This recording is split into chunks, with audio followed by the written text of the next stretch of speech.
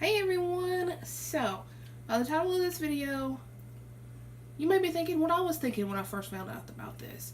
Like, really? Why have I never thought about that? So I'm going to do it for the first time. Wanted to pass it along to you. Freezing taco meat. Never thought about it, but think about how easy this is. You pull this out of the freezer, you've got the toppings in your fridge, heat up your shells, boom, taco night. Or I'm going to freeze 2 in half-pound portions to put on top of nachos because we don't need a whole pound of meat on nachos. So yeah, and you could also do this with sloppy joes. So if your kids love sloppy joes, thaw that out, heat it up, put it on a bun, done. There's no excuse for fast food, people. Even though I eat it. Other than it's good. Alright, so got 3 bags of taco seasoning. I like the Taco Bell. Use what you like. This calls for 3/4 cup of water per packet, so I've got 2 and a 1/4 cup of water. What I like to do is just stir the seasoning into the water. I feel that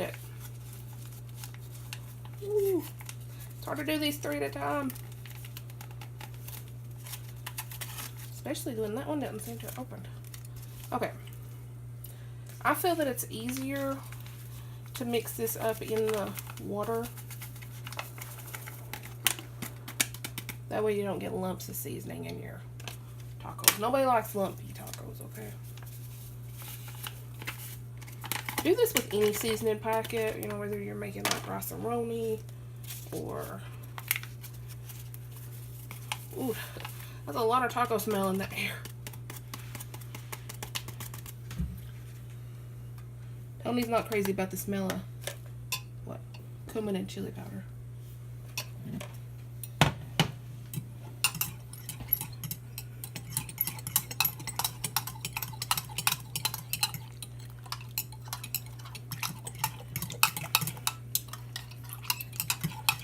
Anyway, we're going to mix this up.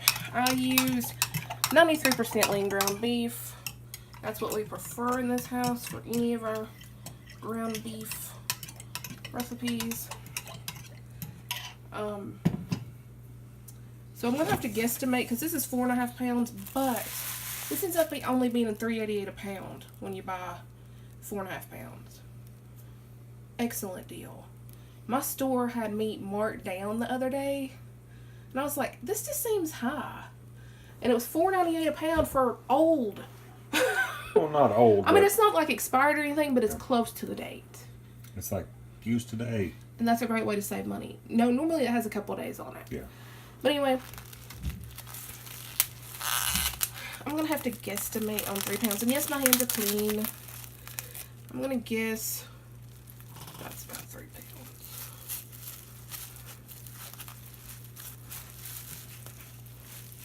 Then I'm going to package a pound. And then a half pound I'll make into 2 burgers. So I'll put that in there and I'm going to wash my hands.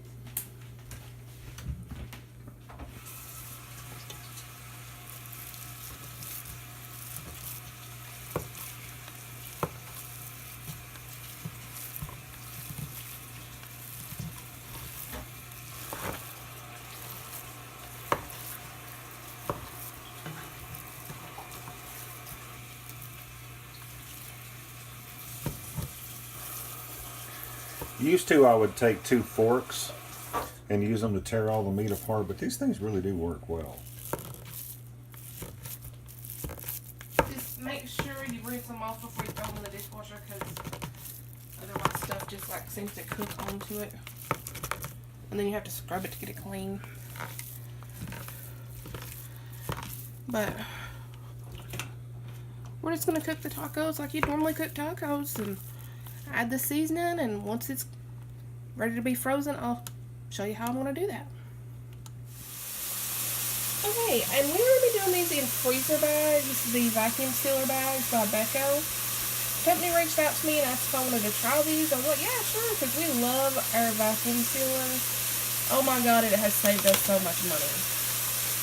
So, there's going to be a coupon code for these down below. The only difference I'm seeing so far between them and the food sealer bags, they don't have a white stripe on them. But I never used the stripe Anyway, I guess it's for rotting what it is and when you close it.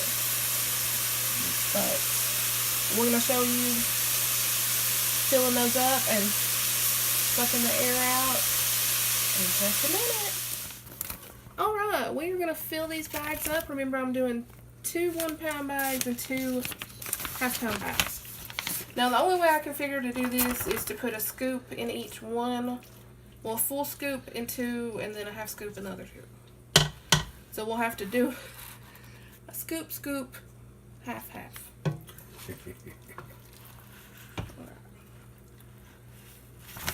a scoop in that one.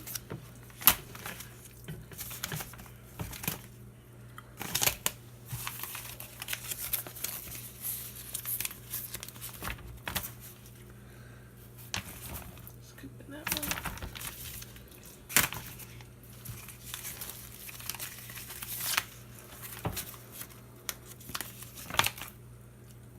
Half a scoop in that one. And we're just going to repeat this process until our bags are filled. So we'll show you that once the bags are filled. Alright, so got our meat looking all good in the bag. Here's our unsealed edge. I'm going to put it in our channel.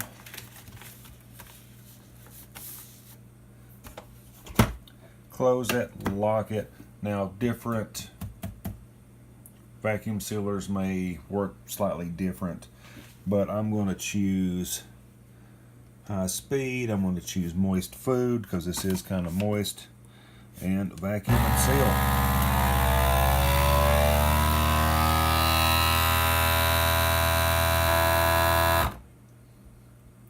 Now, as you can see, it did pull up some of that moisture. That's what that little channel is in there for. That catches any moisture that might come out. So as you can see, a little bit did, but very little did, and it sealed fine. So actually none of that would have made it into the channel. And when it thaws, that moisture will go back into the meat. And you know, when you heat it up, make sure to add that to your pan. That way your meat's not dry.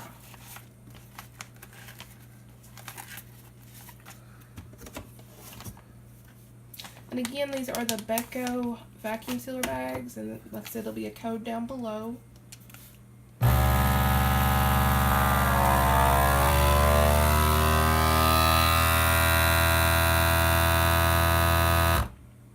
And if you cut your bags a bit bigger, because I cut a couple of them a little small, the moisture will stay farther down. But yeah, that is how you seal, or that's how you freeze taco meat. You just pop that in the freezer.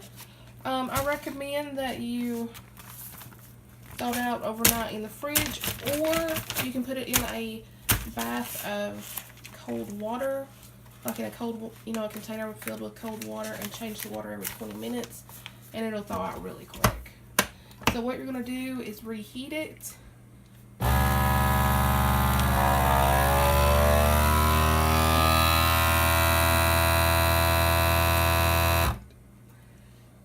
Okay. Sorry that's so loud. I don't even know what I was saying. How to thaw it. I told them how to thaw it. Once it's thawed, you can just use it as regular. You'll heat it up, obviously, and then just use it as regular taco meat.